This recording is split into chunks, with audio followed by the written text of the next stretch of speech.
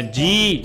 सबसे पहले इसकी आवाज निकालते ड, इसकी भी हमने मश्क की हुई है। उसके बाद क्या आवाज है जो आज हमने सीखी है, आ, डा, और ये आगे क्या है, इसकी आवाज है ख, ठीक है, इसकी आवाज है ख, डाक।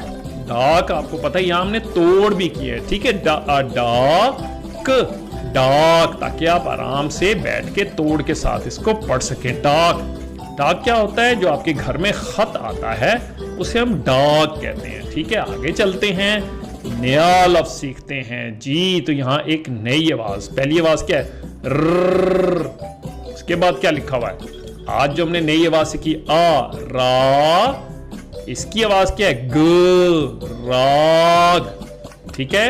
और यहां हमने तोड़ के लिखा हुआ है, र, आ, रा, ग, राग, ताकि आप इसको आसानी से पढ़ सकें। और चुलबुला भी पढ़ रहा है हमारे साथ।